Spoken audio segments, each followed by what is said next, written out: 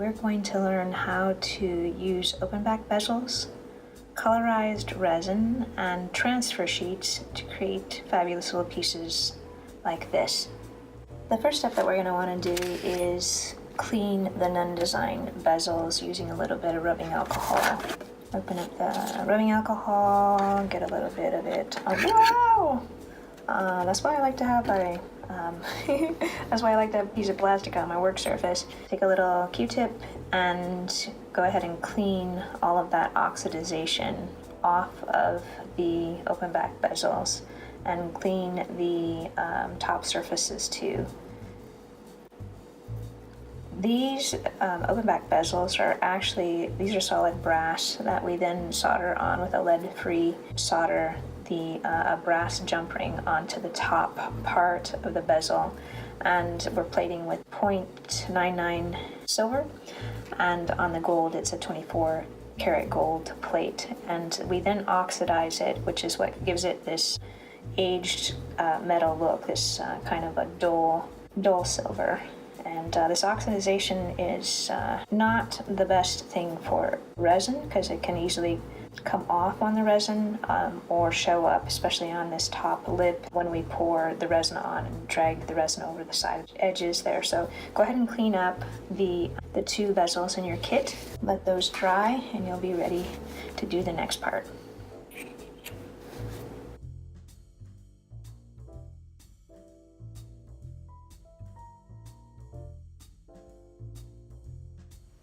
Once your bezels are cleaned, you're going to want to get your transfer sheets out and a pair of scissors. The transfer sheets are a film that is printed on the film. It has a paper back, and when you drop these into water, the film separates from the paper back. You'll need to size these so that you don't have any overhang on the open back bezels. So this is nice to do before we put the tape on the back, so you can actually move the pieces around and double check, how it's going to be positioned. So to show you this, let me just go ahead and do this one, because this is the largest size piece on here, so there is actually some overhang, and I'll show you what I mean. So just trimmed those out to start, and you can see that the bird, so everything that you see that's white here is going to be clear. We're going to have the issue down here on his tail. So for starters, I'm just going to go ahead and trim out, and you can do this fairly rough. This is all going to be clear, so we're not going to see all these cut marks, but I'm going in around the bird and just trimming away the white area. We'll go back in and address that tail next.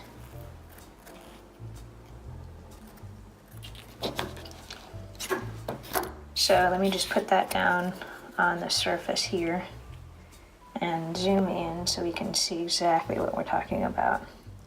So we're going to want to cut the tail kind of at a curve right here so that he can fit in there really nicely. You can mark that with a pencil or a pen or whatever. I'm just going to eyeball it right here. I'm estimating that it's probably going to be around right here-ish. Double check to see how you did. And then this one would be ready to go. So go ahead and cut out two of the images from the transfer sheet to have in your bezels, and then we'll be ready to go on to the next step. For the next step, we're going to be putting some packing tape on the back side of the bezels so that when we pour the resin in, it'll have a backing to support it. I'm using a U-line tape. There's actually an article on our blog that talks about the different types of tapes that you might be interested in reading. The thing about packing tape is that it's not all created equal. You want to make sure that you have a nice thick packing tape, and ideally you're looking for something that doesn't have a lot of splotches on it. So if there are a lot of splotches on it, let me show you what that will look like. When you take the tape off the back, so this is the back side, I had a little splotch right there in the tape, and it actually will show up on the surface of your cured resin. You can go ahead and put a clear coat over the top of that if you wanted to. Well, here's another one where you can see there was a little splotch in the packing tape itself. Once you pull this off, it's hard for me to show you, but you're looking for any kind of little splotches that might be on there. And some, it could be even the same company, the same packing tape. Some batches have more splotches than others, that's all I can say. So I like to hold this up to the light so I can see, like where my splotches are, then place it down on my work surface and try to get the area where there's the least amount of splotches, and then press the bezel into the tape and then have it burnished fully down onto the back side. And then I like to trim away the excess resin just so it's not easily getting snagged on my shirt or sleeve or something like that. So go ahead and put the tape on the back side of both of the bezels, and then we'll be ready to go. Now that you have your bezels cleaned and you have your transfer sheets trimmed out and taped on the back sides of your open back bezel, you're ready to start mixing your resin. So for doing that, you will need, I like to put a piece of plastic down on my work surface. You'll need one of the Nunn Design mixing cups, a stir stick, and some resin, and some sort of way in which you can time yourself for 2 minutes as you stir. The Nunn Design resin is a 1-to-1 ratio, a self-doming resin, and you'll need to put in part A first up to the 1 tablespoon mark, and then part B up to the 2 tablespoon mark, and you do need to mix a full mixing cup. Starting with part A, go ahead and take off the top, and you're going to, I like to get right down next to that 1 tablespoon mark so I can see it. And I'm going to pour in my Nunn Design resin, get right up to that part right where it's starting to get kind of close, and as it starts to get kind of close, I slow down the pour by tilting my bottle back up and just kind of letting it slowly hit that line. Come on, come on, come on, come on, come on, come on, come on. I want to be exactly on that line. And right when I get to it, I stop the pour, twist the top, end the flow, double check, and I'm right at that line. Then I like to take a little bit of a wet wipe and clean the top and put the lid on. And we're going to do the same with the part B. So part A always in first, up to the 1 tablespoon, and then part B up to the 2 tablespoon. Getting right down next to it, pouring, pouring, pouring. As I start to get close to that top, that line, I then bring my bottle down, twist the top, wipe off that excess, and then put the lid back on and have it ready to go for the next time. All right, for 2 minutes we're gonna stir this. So I have my handy dandy little cell phone. I'm gonna start timing myself for the 2 minutes. I'm gonna put the stir stick in, and I'm gonna start to stir slowly. It's a very full cup, and you'll get used to this. And it'll start to become kind of milky white at first while the 2 parts are starting to blend together.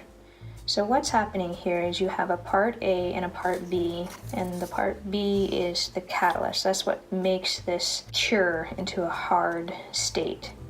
And you have to have exactly 1-to-1 ratio, and it's not a weight thing, it's a volume thing. So you have to do it in the cup, pouring part A first and then B. We've tried all kinds of things to see what would happen, and it just won't set up. It'll be sticky, you'll have issues. We've tried to do it with a less amount.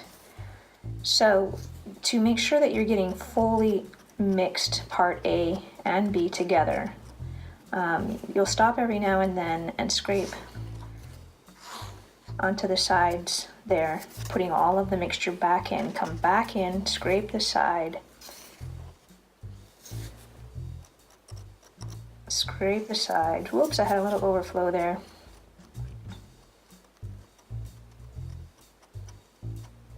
It's a good idea to be wearing the gloves, because you best not to get this on your hands. It's kind of oily mostly, and you can see it's starting to blend together by it's clearing up.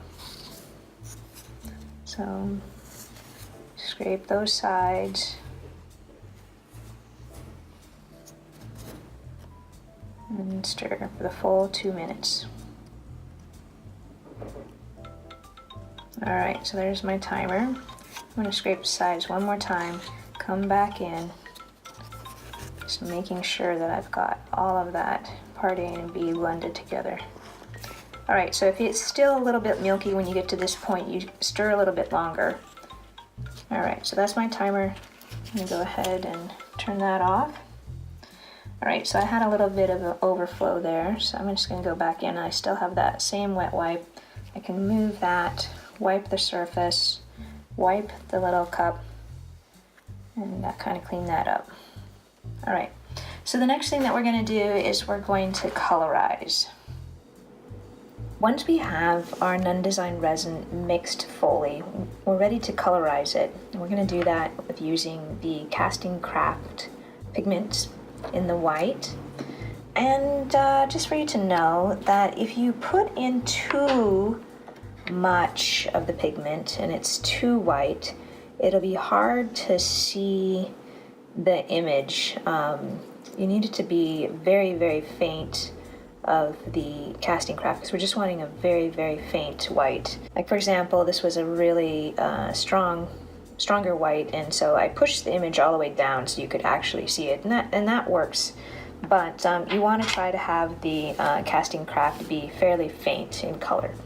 So to colorize it, what we're going to do is we're going to take another one of the mixing cups and we're going to fill it to the 1 teaspoon mark. I typically just do this because it makes it easy for me to do small batches, and then I can utilize this resin for other projects. Typically I have a lot of projects going on my table at the same time, so I'm using up every little bit of this resin before it hardens in the cup. You're going to take out a small amount. I recommend doing like a stir stick or something like this to scoop up a small amount. Now, I highly recommend that you just start with a small amount and then just keep on adding to see if you have it as translucent as you would like it. So I just put my stir stick in my cup inside of my container here. I just rolled around a small amount. I'm actually going to cut this and break this in half so I can use the other half of that stir stick. And let me just see how I did, because I want this to be fairly translucent.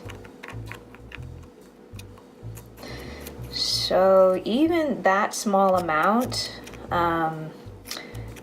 provided quite a bit of color to the resin. So what I can do is I can add some more of that clear back in to just kind of have it be very, very faint in color. And this is what's going to help us be able to see that transfer sheet once we put it inside of the bezel. So that's how we're going to go ahead and colorize the Nunn Design resin white. Now that we have colorized our resin, we're going to go ahead and put the lid back onto our container. And we're going to bring back in on some cards. I like to work with some flat cards so I can easily move my bezels around. And we have our bezels that have the tape on them. We're going to go ahead and drizzle a small amount of the colorized resin into the base of the bezel there. So I like to work with multiple toothpicks. This allows me to move this around and easily release this tape and not get it stuck on my fingers. I can also rotate the card around this way as I'm working. Just zoom in a little bit so you guys can see what I'm doing here. I'm going to drizzle some of the slightly colorized resin into the base of the open back bezel. So from the other videos, you're seeing that I'm scooping up a little bit, scraping off that side so I don't have those strings that come and get all over that side edge. If you get impatient, you can just bring this right next to the piece like this and drizzle it this way.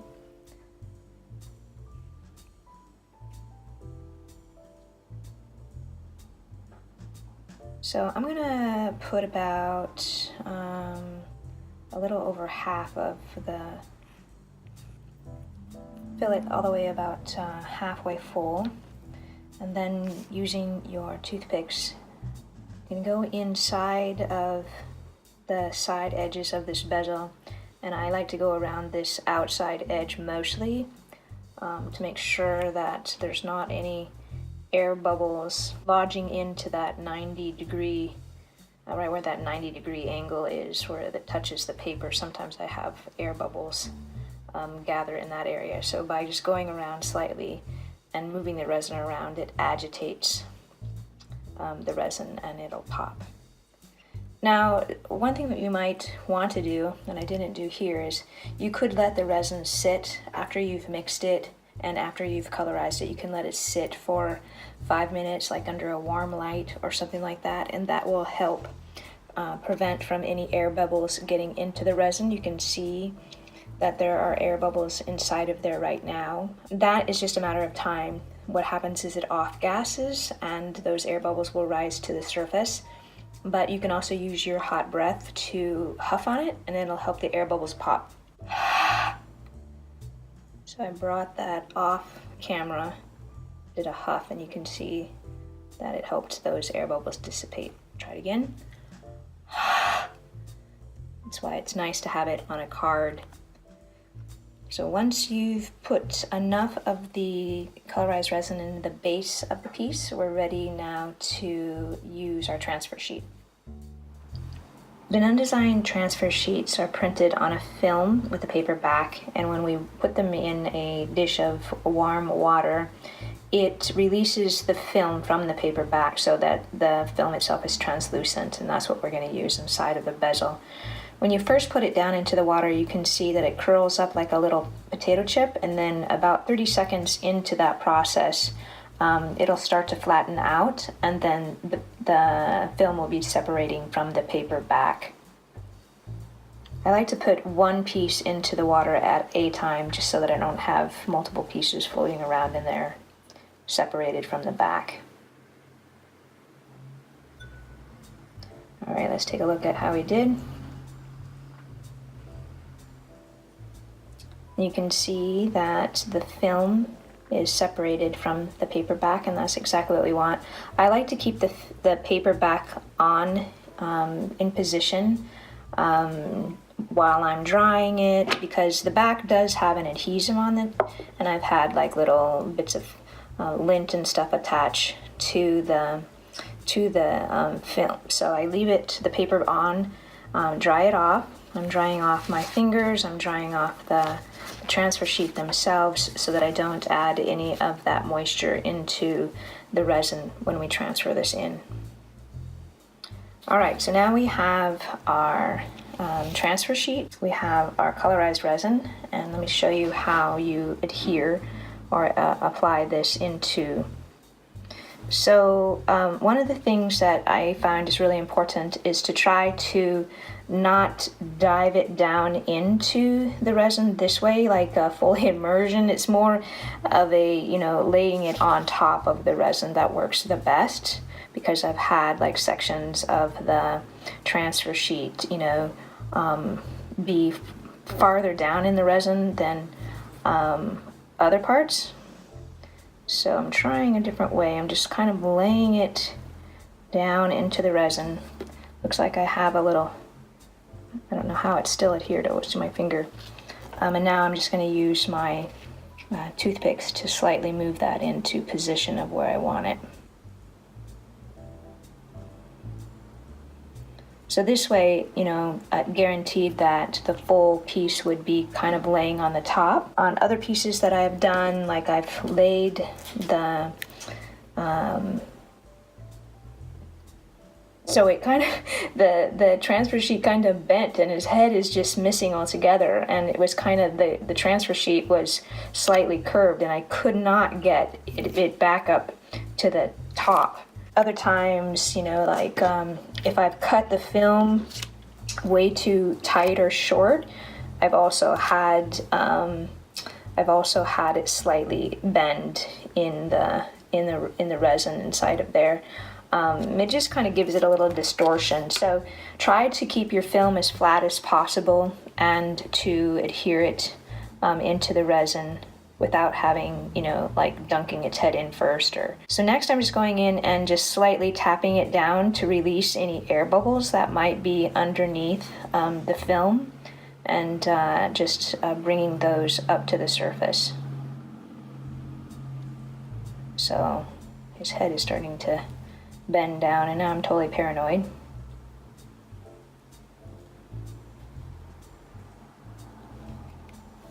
Alright, then once we have the film inside of there, we cut his tail off, so I'm trying to move him over so that his tail is more like in the screen a little bit more.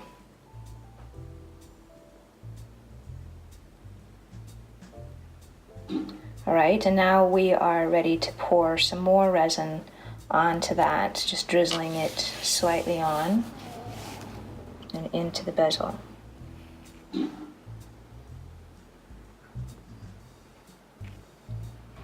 So now this is where you're really going to see, like if this was a really opaque resin, it would be hard for us to see that image in there.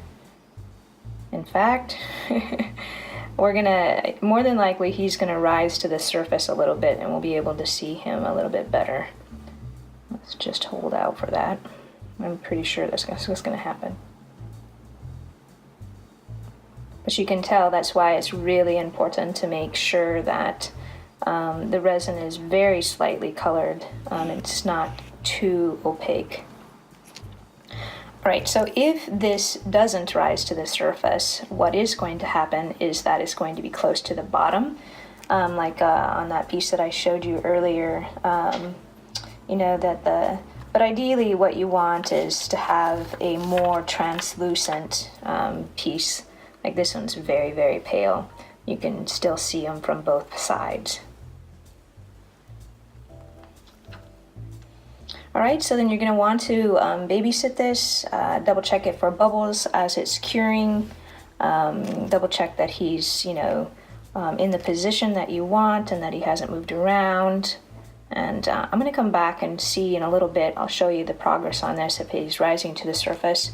I can already tell that he's starting to rise to the surface, but let's go ahead. I'm going to fast forward this and you guys can just see me do the second piece.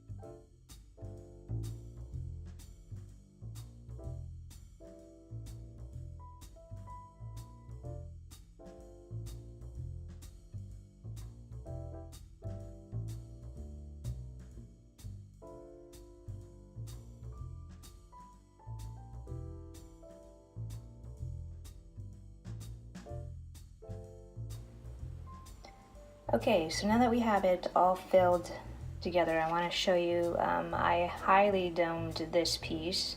I'm still pressing this film down in there to make sure that, you know, that he doesn't rise up to the surface too much. And then I'm going to, on this one, you know, I'm going to go ahead and drag the resin all the way over to this outside edge, so that you know, it just makes it a nice clean edge versus having some sections of it on the edge and some of it not. I'm just going back in and having that all be consistent throughout the full area. All right, I think I have it all. It's super hard for me to see this through my lens. All right, so then the next step, you're going to want to babysit these pieces over the next, at least the next hour. I'm going to bring this up to off the camera and huff on it to see if there's any air bubbles. I can also see that I have something going on right here, so I'm going to press that down a little bit more.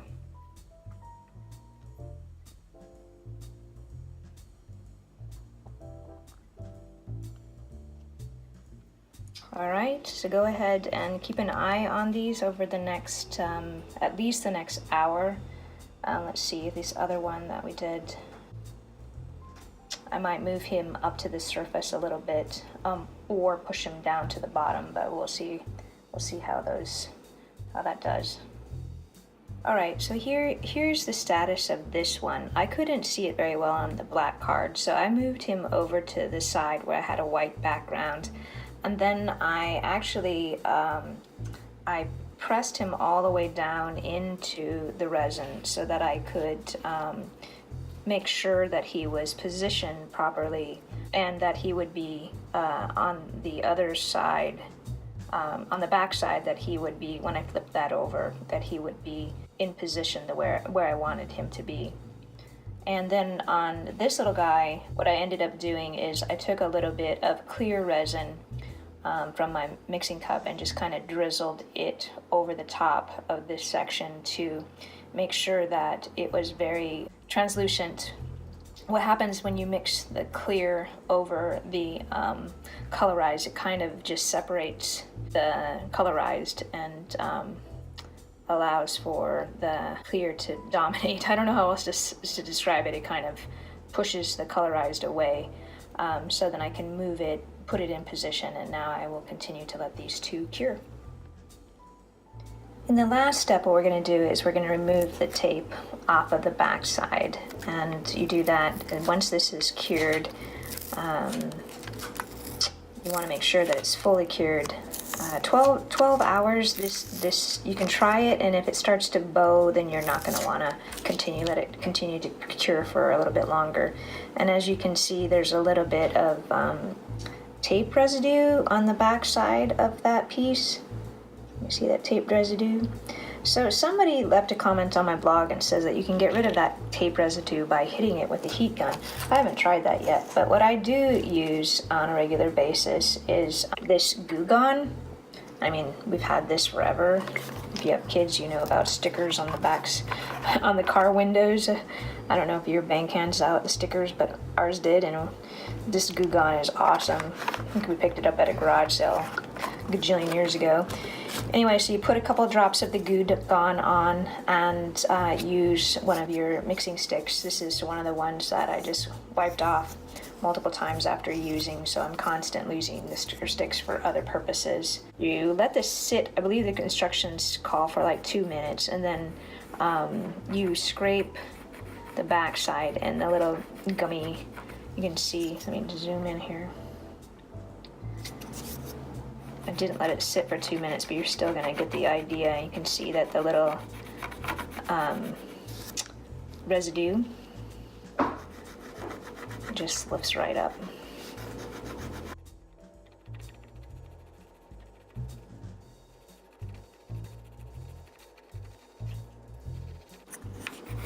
This has a citrus smell, so it's actually a very nice odor.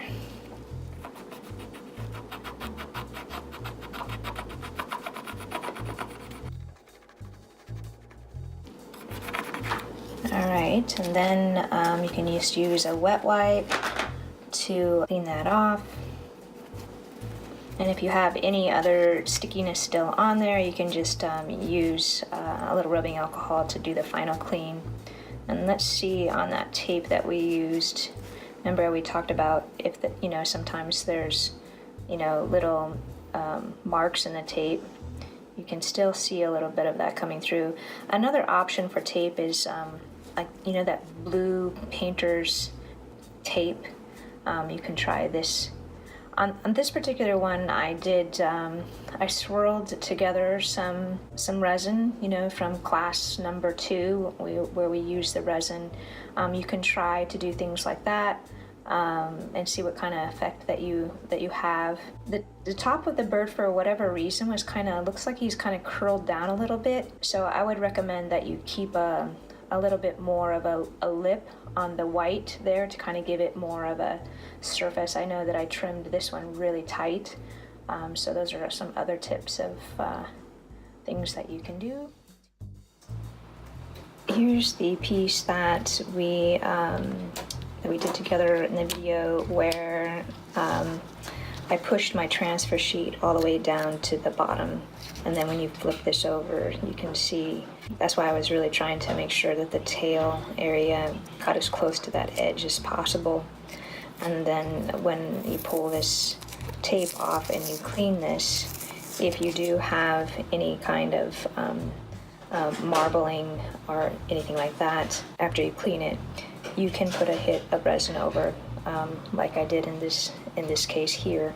One of the things to take in mind when you are doing that, though, is, for example, this piece here, you know, I pushed the image all the way to the bottom, and then when I flipped it over and I had that marbling, you know, or I think actually what happened is this had marbling on this side, so I put another hit of kind of the milky white to really make this pop.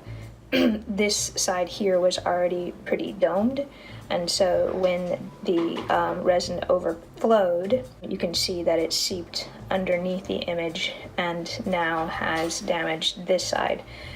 I have let this sit for almost 48 hours, and now this will be really hard for me to salvage. But if I had gone ahead and cleaned this up right away, all of this resin would have easily come off of, now it's really brittle, but when it's in its soft cure phase, this would have been really easy for me to just peel off and clean this up. This is Becky Nunn. These are all of the wonderful samples, finished samples. Hope you enjoyed it.